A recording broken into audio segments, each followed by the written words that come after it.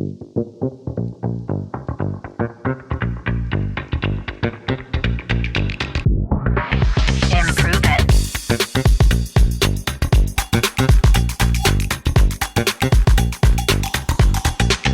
Improve it. Podcast. Hello, my amazing Improve It peeps. I am so excited you're here. If you are new here, welcome to the Improve It podcast. You have just joined an amazing community of people leaders. We call ourselves the Improve It peeps. I am Erin, the founder of Improve It. And Improve It, not only the podcast, but the actual company, is a professional development company that uses improv comedy to help leaders and teams be the highest versions of themselves possible through play. That's right. We use laughter, improv comedy, and experiential learning to help teams develop themselves with soft skills. So if you are new to the show, quick background on who I am. And if you are coming back for another episode, welcome, my peep. I am so excited to have you here. I'm giving you a giant hug through the podcast airwaves because today's show is so good. Now, I am going to talk through quite a few things in today's show. And if you clicked play, it's probably because you are interested in finding freedom for yourself daily. I'm going to share with you an exercise that I call the iDiehl day, and it is spelled D-I-E-H-L, like my last name. This is an exercise from my new book, I See You, A Leader's Guide to Energizing Your Team Through Radical Empathy. And it is also an exercise that I conduct in my keynote called the Empathetic Leader. And just so you know, I am a keynote speaker, not only a podcast host, but I keynote all across the globe. My team of improv professionals is holding it down with our workshops, which is what we do for leaders and teams. But this new keynote, the Empathetic Leader, is based off the principles in the book. And I love giving it to audiences. Most recently, I've given it to Kraft Heinz, American Ag Credit, Charleston Women in Tech, and there are so many more to come. But if you are interested in booking a keynote for a conference or an association event that you have coming up, go to learntoimproveit.com to learn more and to contact my team. You will talk with Jenna, our VP of Client Experience. But I would love to bring this knowledge to your team, your association, your conference, and know that the content we're going to talk about today includes some of the principles that you will find in that keynote, the Empathetic Leader. So let's get into today's episode. This month, we are talking all about freedom, my friends. It's July. Let freedom ring, right? July 4th.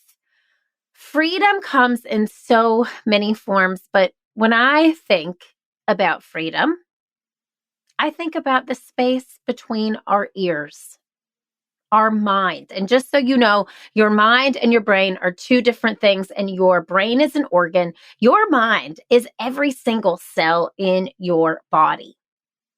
Now, your mindset and your actions are what determine your freedom. For the past 7 years, I think about my mindset and my actions.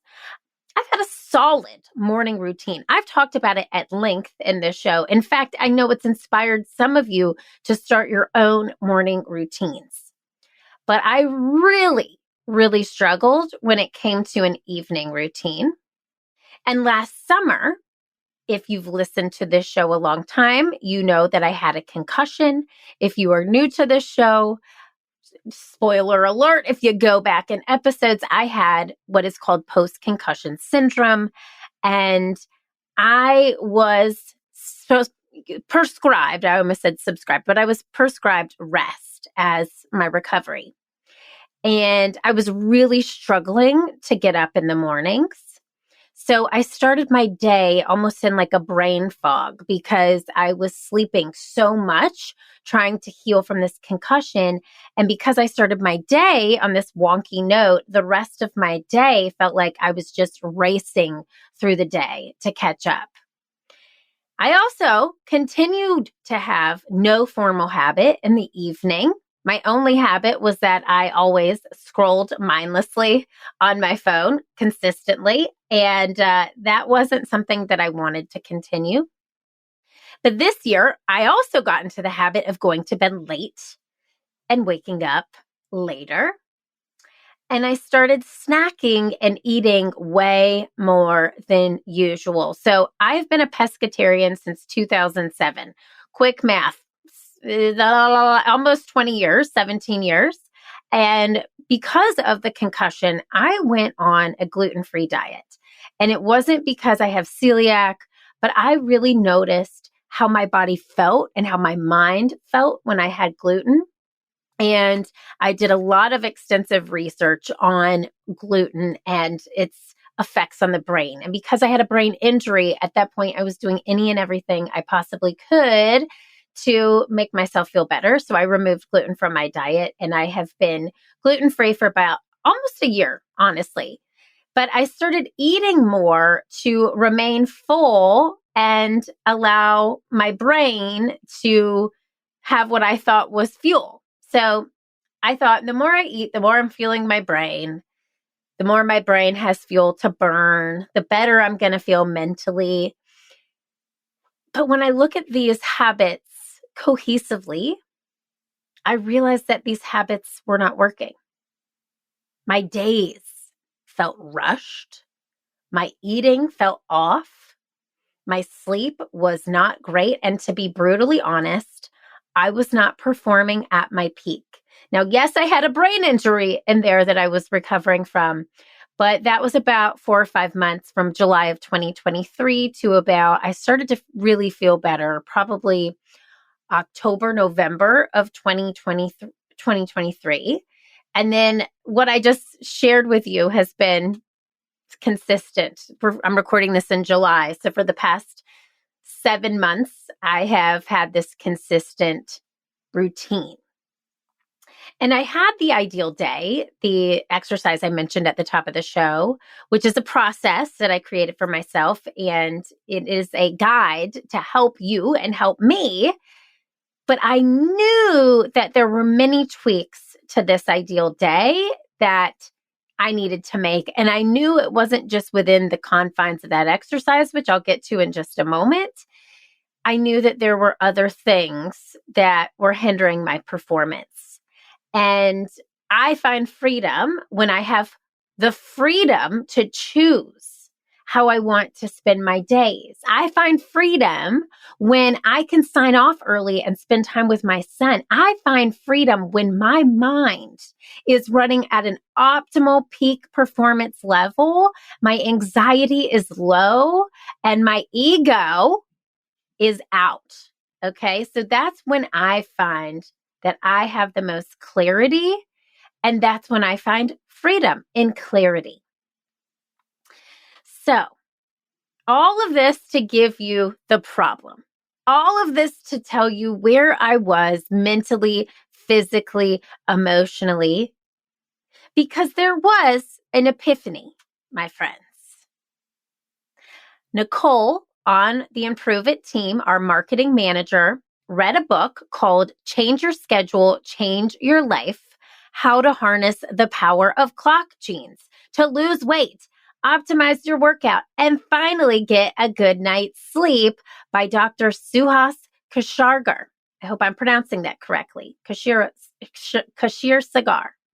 And I will put that link in the show notes because I'm going to talk at length about this book. Nicole read this book. She told me to read it. I read it, and everything made sense. The iDiehl day that, again, I promise you I'm going to get to in just a moment, could exist within this framework. I could feel better mentally and physically within this framework. And because I felt better, I had freedom in my mind to choose how I wanted to run my day. So I was in charge of running my day, not my day running me. Now, I just want to say this.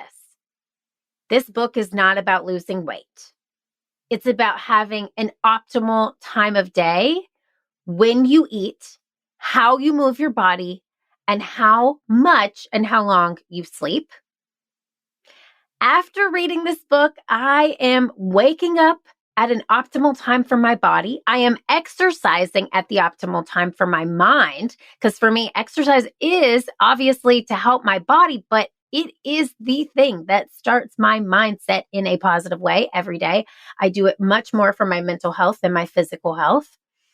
It also helps me eat at optimal times, and it also helps me remove technology at optimal times during the day. Now, I have taken so much from this book, and I have modified what the lessons are in the book to create my own schedule. I am obsessed with hearing people's routines. And when I polled you, my peeps, on Instagram, on LinkedIn, and I asked you, did you want a show about giving yourself an optimal schedule? The results were astounding. Yes. So this is your show. This is built for you. I'm giving you what works for me because I love hearing how people structure their day. Truly could nerd out on this. Like, I had so much fun writing the notes for this show because I love hacks that are going to make me feel good. And I know if these hacks make me feel good, you can pull something from them to make you feel good. And I want to preface this. I am not a doctor, as you know, but I am a PhD. Pretty huge deal. And this schedule is what works for me right now in this season of my life. Now, this schedule, which I'm about to give to you, may not work for you in your season. So I want you to listen to this, take what you need, and leave the rest.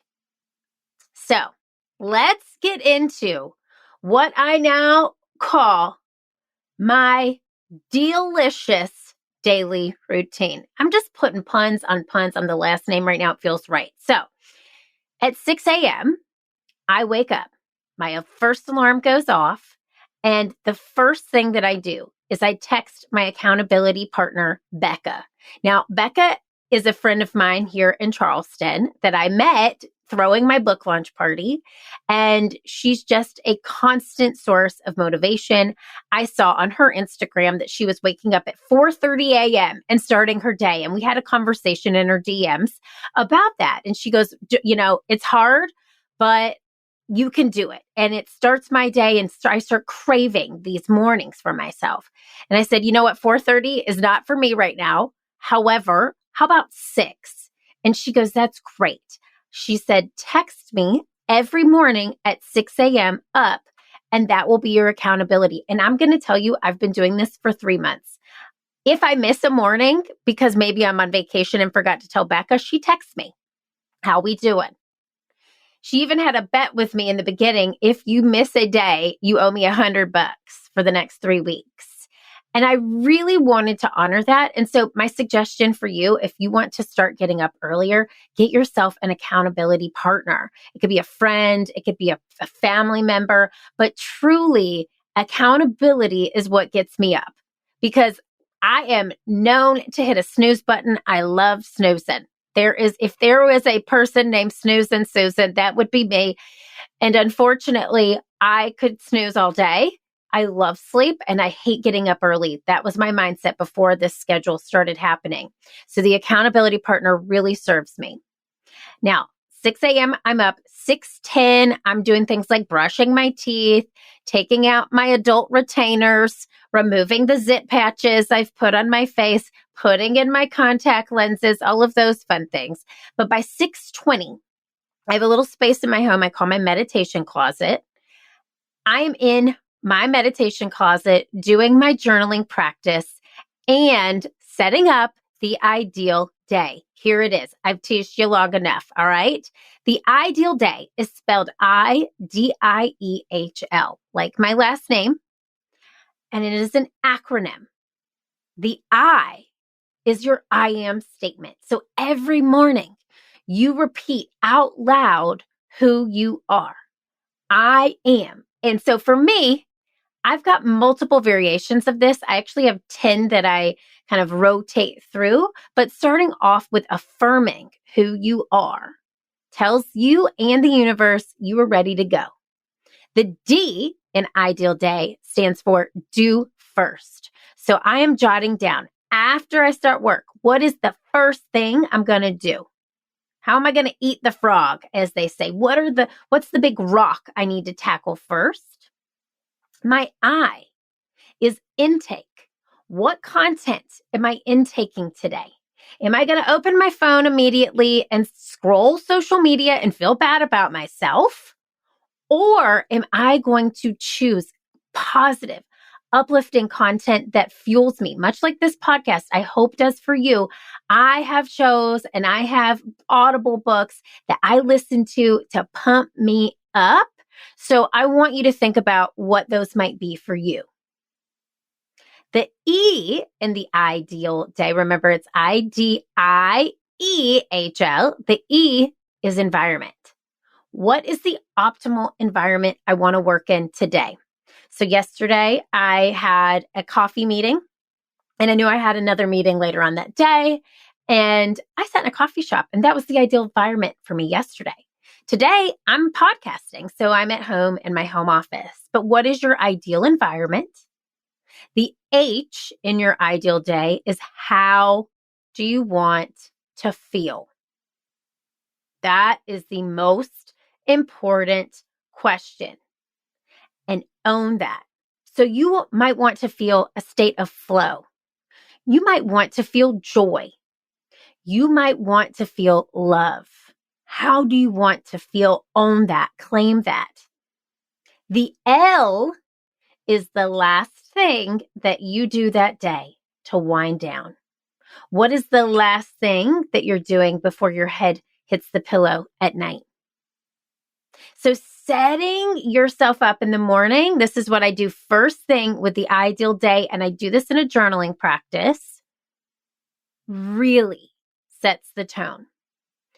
I also write down 10 things I'm grateful for and 10 wins from the day before. Because what I'm doing is I'm giving gratitude. So I'm sharing with the universe the abundance that I feel in my life to bring more abundance to my life. The wins are me noticing the small things in my day to day that are wins. I freaking got up today. That's a win. I had breakfast with my son. That's a win. I heard from a client that the workshop that we did for them impacted them in a positive way. Win. So thinking through those wins.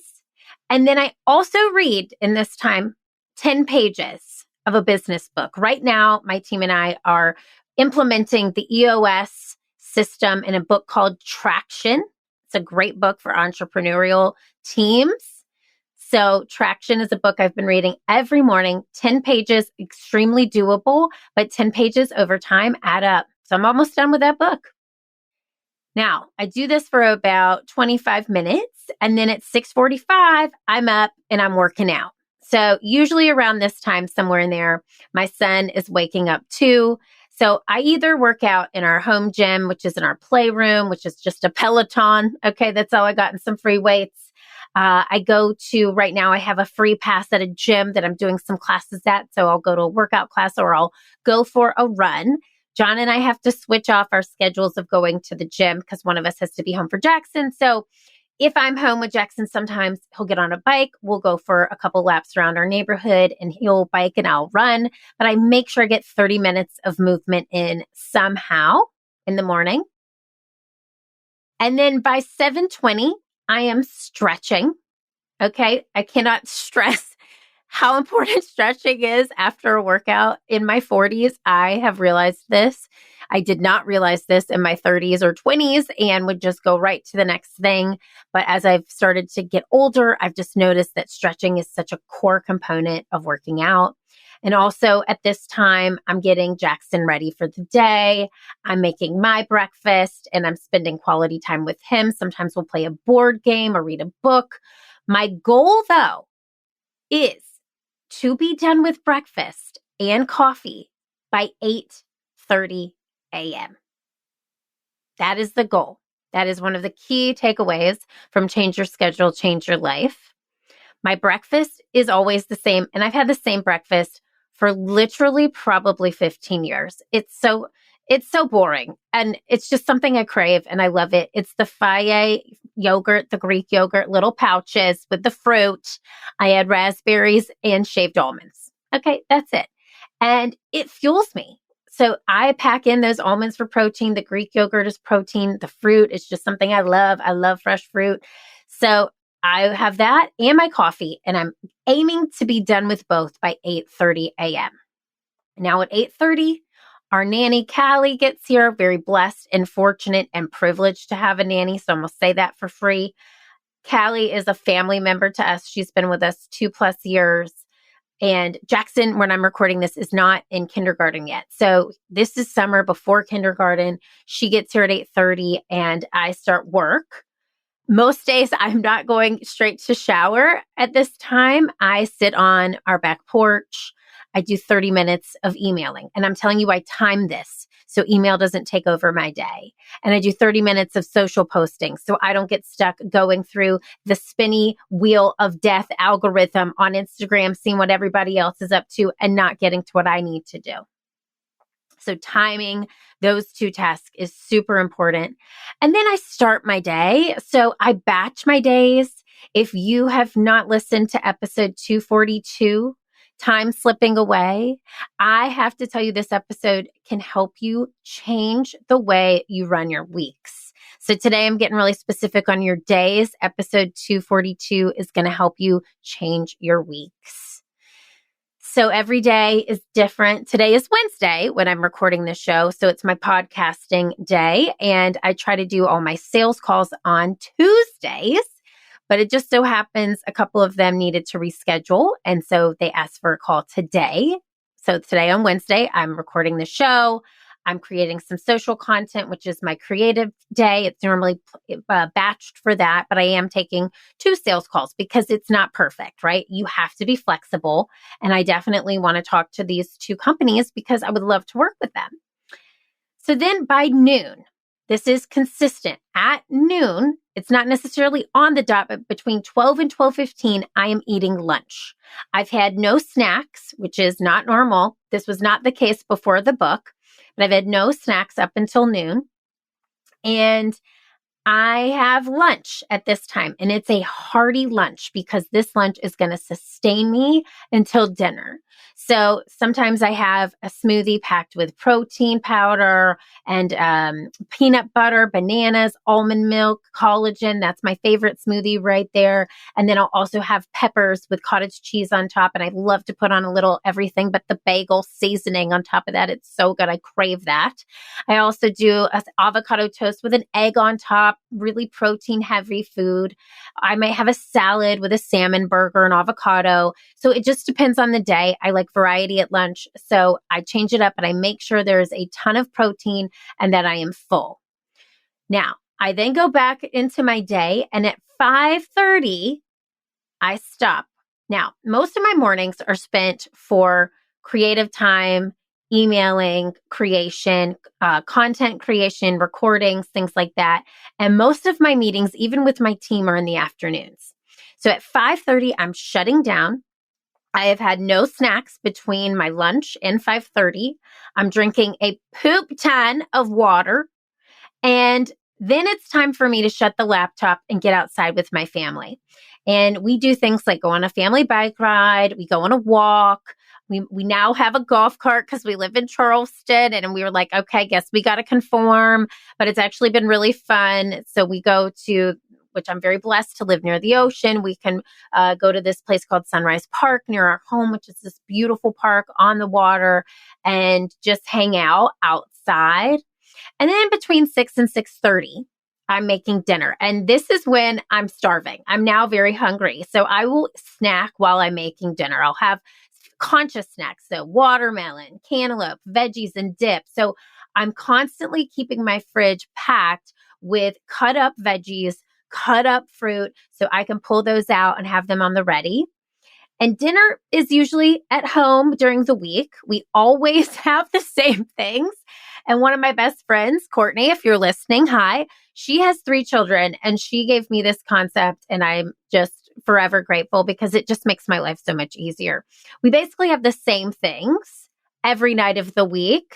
And if we get sick, I'll change something, not sick, not if we're physically sick, we get sick of what we're having, I'll change it up. But it's usually a salmon dinner. So we'll have salmon and rice and a veggie, or we'll grill burgers and corn and maybe make some potatoes in the microwave.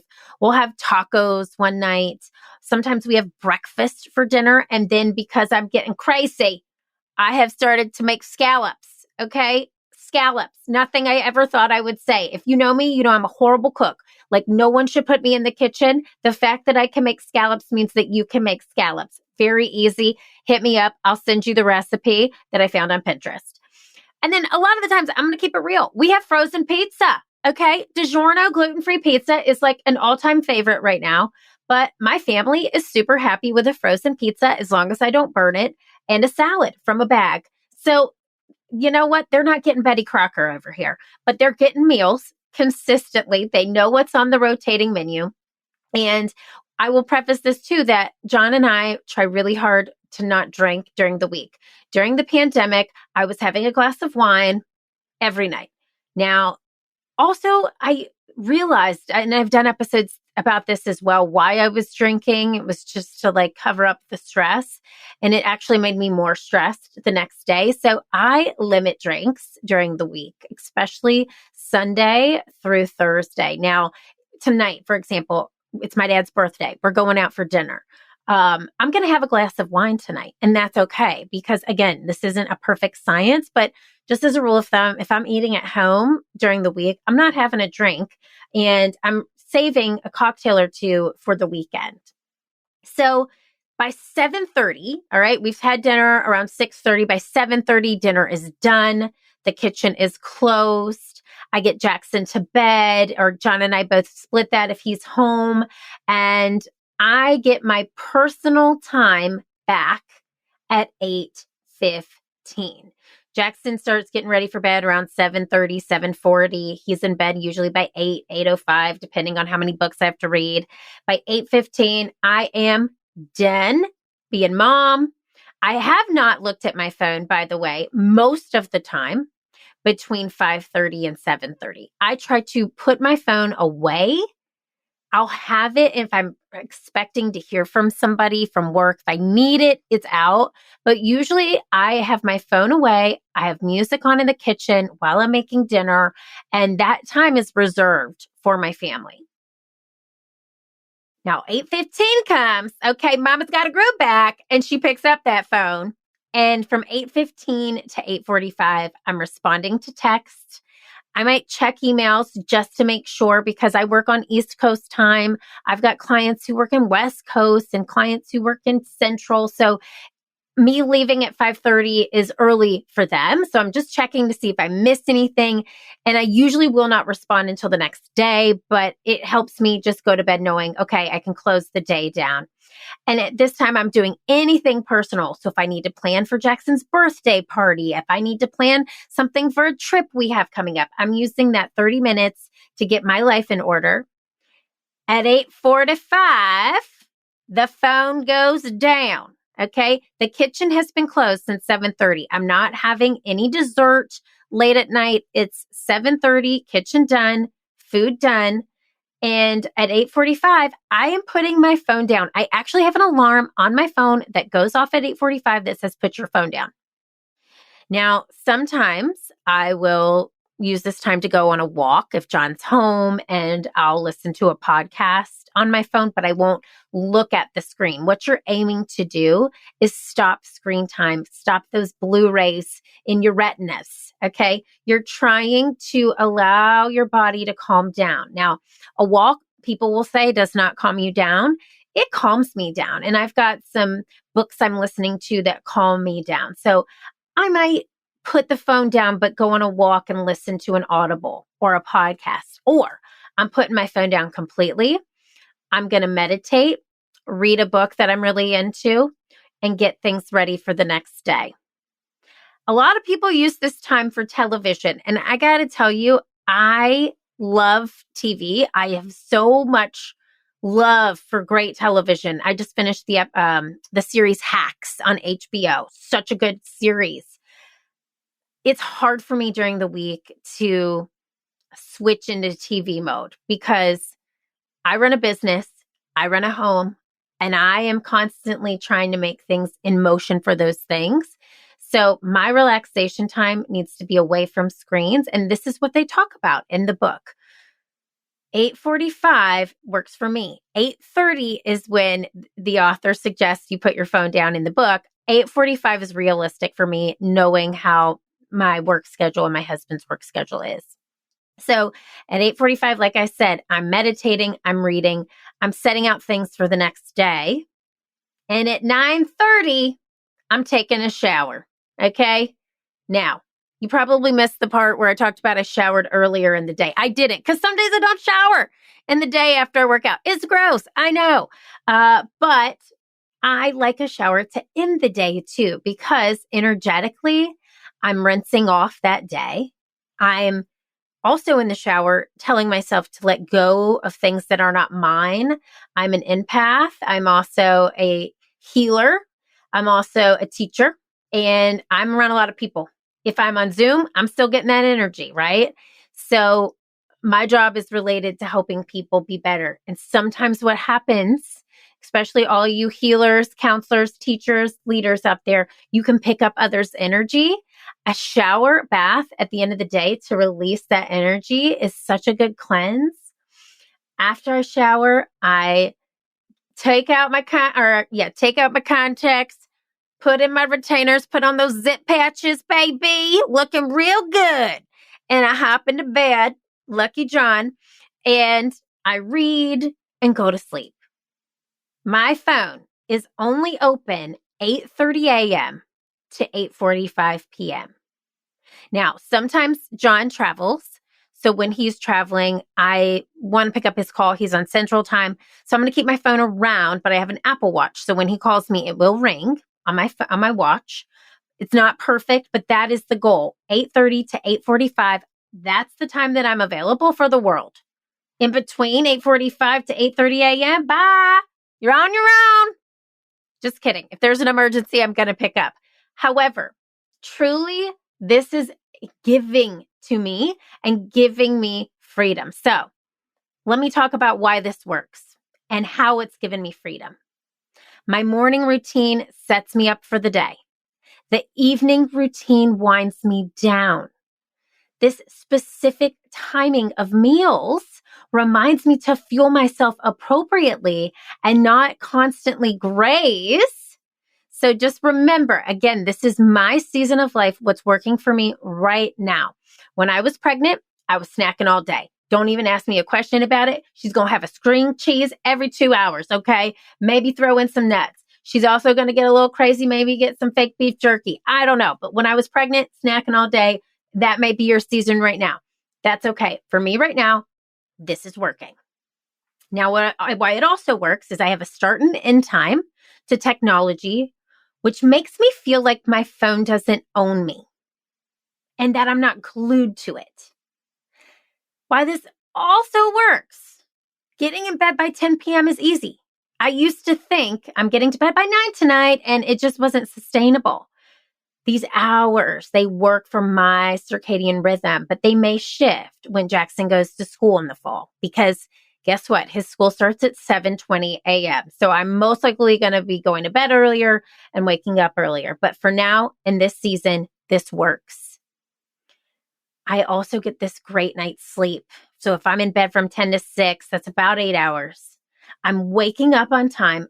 I'm already owning the day. The day doesn't own me. And I have freedom within my days to be flexible, but the parameters around food, technology, and sleep, they keep me and hold me accountable to myself. This schedule gives me freedom to have energy for the people in my life. have sustained energy to lead my team. It has specific times of the day that I devote to my family and to work. And it gives me the time in the day just for me and no one else. So I can fill my cup. So I have so much more to give to others. That right there, giving to yourself so you have more to give to others, is the theme of I See You, my book, A Leader's Guide to Energizing Your Team Through Radical Empathy. I talk so much about giving to yourself first in this book. The Ideal Day is in this book. We have an amazing book club. It's basically a workshop surrounding the book, and we give you 50 copies of the book, either Kindle or hard copies at a very nominal fee for teams and leaders. It is also a huge part of my keynote, the Empathetic Leader Keynote. So reminder to check those things out if you're interested at learntoimproveit.com. I want to leave you with these journaling prompts so you have something to think about from today's show, because I gave you my schedule, but you might be listening and think this absolutely can't work for me in this season of life. So here are your prompts. Number 1, how will I change my schedule to give me freedom for me time in the morning and in the evenings? Number 2, what part of my schedule do I love? And number 3, what part of my current schedule needs tweaking? One more time. How will I change my schedule to give me freedom for me time in the mornings and evenings? What part of my schedule do I love? And what part of my current schedule needs tweaking? Improve It peeps. I am so proud of you. And you know what I'm going to say. I want you to keep failing, keep improving, because this world needs that very special it that only you can bring. I will see you next time. I hope this episode serves you and you find little nuggets within it that you can apply to your life to make every day the ideal day. Bye, y'all.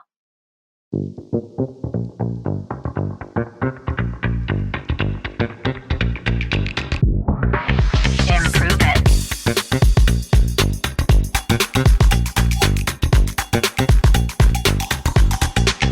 Improve it. Podcast.